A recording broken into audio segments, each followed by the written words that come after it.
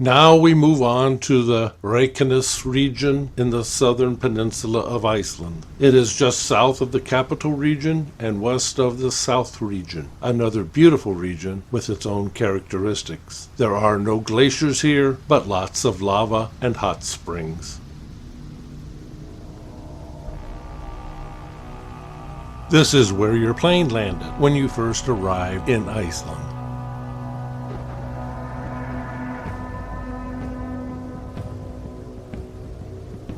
Not many would go to this volcanic peninsula if it weren't for the world-famous Blue Lagoon, probably the most heavily promoted place in all of Iceland.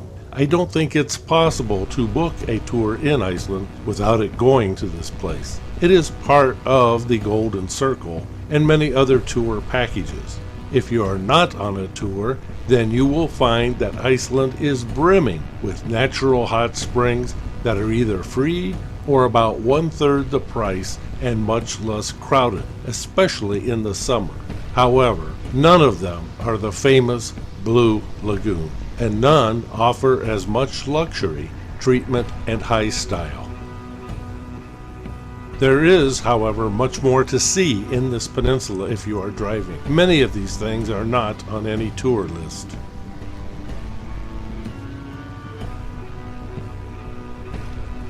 In most cases, the churches were built by volunteers from the local area with materials that were locally available. Driftwood was always collected and put to good use. The interior of the churches were built by skilled carpenters, craftsmen, and artisans, sometimes taking many years. Occasionally, Norway would build a church and then disassemble and ship it to Iceland. This was true in several instances where nature would destroy a town or village church.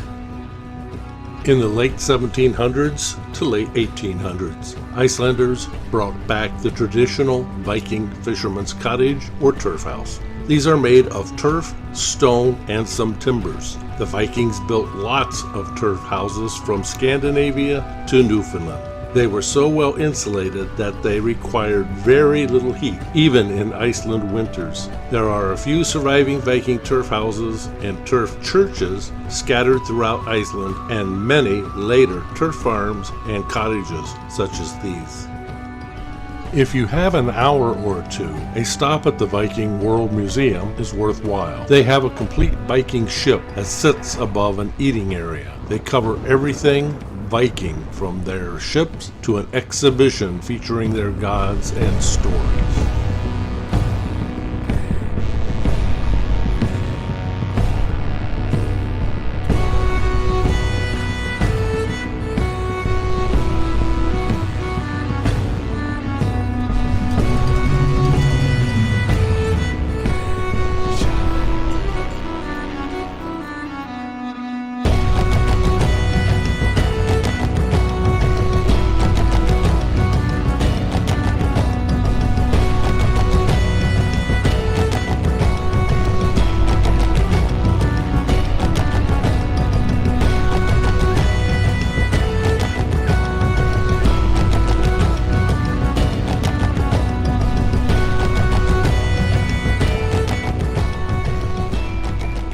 One of the things you should always do in Iceland is dress in layers, with the outer layer being waterproof and as windproof as you can get.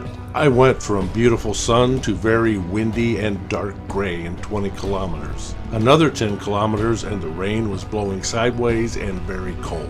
I found out that this is the norm for Iceland. The clouds had completely engulfed a 73 meter or 240 foot tall lighthouse that sat up on a hill. I never did get to see that lighthouse.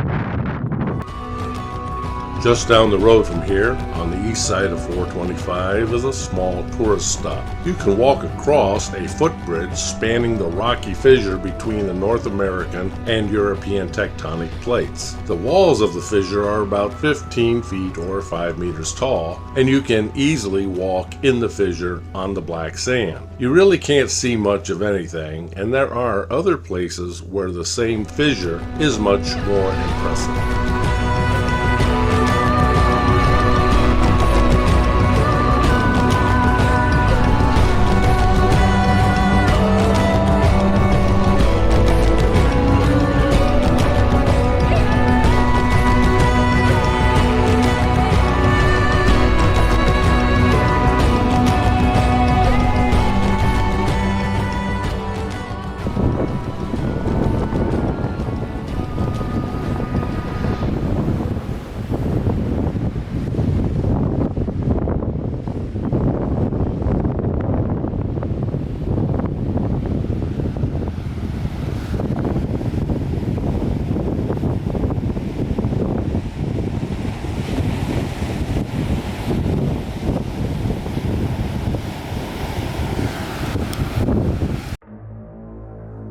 The main steam vent is unique as it is from salt water and measures 65 feet across. It became very active in 2006 and wrecked the boardwalk and viewing platforms, which have been rebuilt. It's been much less active in recent years. It's named after a female ghost that lives in the vent.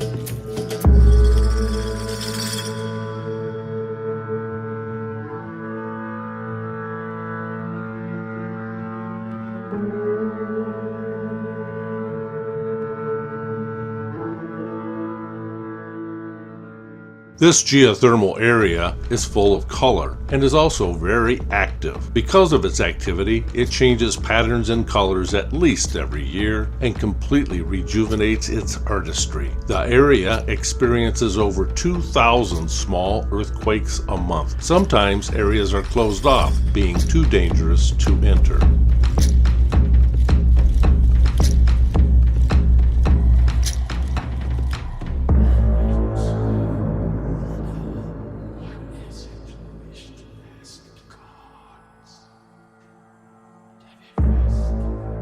The lake is about 97 meters or 315 feet deep, and there are no rivers or creeks feeding or exiting the lake. It is mostly fed from hot springs deep at the bottom and snow melt and rain from the top. Icelanders say that a serpent-like monster the size of a whale lurks in these waters.